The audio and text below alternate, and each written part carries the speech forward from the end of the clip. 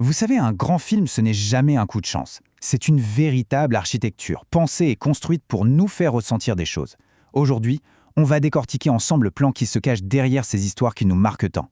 Alors d'où vient ce pouvoir? Comment un film arrive à nous scotcher à notre siège, à nous faire passer du rire à larmes? Eh bien, ce n'est pas de la magie, non, c'est bien plus proche d'une science, une conception vraiment méticuleuse de chaque émotion qu'on est censé ressentir.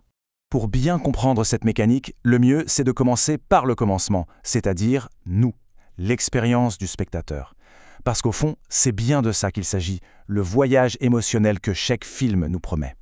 Pensez-y, chaque film est un voyage à travers un paysage d'émotions qui a été soigneusement dessiné, scène par scène. On nous fait passer par toute une palette de sentiments. Et c'est justement cette accumulation, ce mélange qui à la fin nous procure cette satisfaction, ce truc unique qui fait qu'on a adoré. Et ça se compte. Prenez un film standard, de 2 heures, on y trouve en moyenne 120 scènes. 120, ça veut dire 120 occasions de nous faire ressentir quelque chose de précis.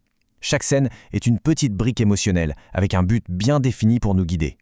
Ok, mais la vraie question, c'est comment ça marche? Comment créer ces émotions? Parce que non, ce n'est pas le fruit du hasard, loin de là. C'est là qu'on touche au cœur du sujet, au secret des scénaristes, le fameux design émotionnel.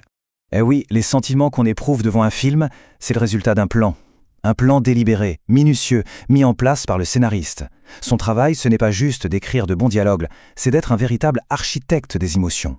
Voilà donc ce que c'est, le design émotionnel. C'est l'art de choisir la bonne émotion pour la bonne scène et de lui donner des caractéristiques bien précises. Tout ça pour qu'on puisse, nous, le public, absorber ce parcours émotionnel en douceur, sans même s'en rendre compte. Bon, un beau plan, c'est bien, mais il faut les bons outils pour le construire. Alors concrètement, comment on bâtit cette architecture émotionnelle? La réponse tient en 2 mots, intrigue et tension dramatique. Alors, comment on nous livre ces émotions de manière efficace?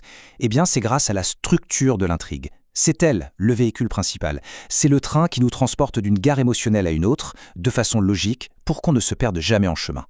Et cette structure, elle est hiérarchique, un peu comme des poupées russes. Tout part de la scène, l'unité de base. Plusieurs scènes, ça forme un chapitre. Plusieurs chapitres, ça devient une séquence. Et les séquences forment les grands actes du film. C'est comme ça que chaque émotion est placée au millimètre près. Et tout au fond, sous tout ça, il y a les fondations. Le socle de l'édifice.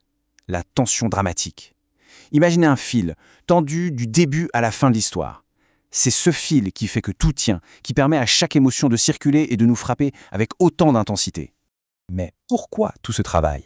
Quel est le but ultime de toute cette ingénierie? C'est simple, créer une connexion profonde, une véritable empathie émotionnelle avec les personnages.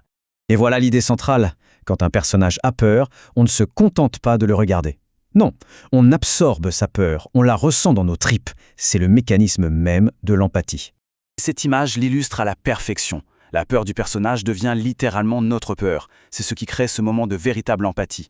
Son regard terrifié ne fait pas que nous informer qu'il a peur, il nous la transmet directement. Elle devient réelle pour nous aussi. Et c'est ça, le moment magique. Ce sentiment partagé, c'est l'instant où le public et le personnage ne font plus qu'un. La barrière de l'écran s'efface. L'histoire n'est plus quelque chose qu'on regarde, c'est quelque chose qu'on vit. On arrive à la fin. Donc pour résumer, le cœur de l'histoire, ce qui la fait vraiment battre, c'est ce fameux design émotionnel. Alors, si on devait retenir le plan de l'architecte, ce serait ça. D'abord, les émotions sont conçues, pas laissées au hasard. Ensuite, c'est la structure de l'intrigue qui nous les livre. En dessous, la tension dramatique sert de fondation. Et le but final, c'est de créer l'empathie.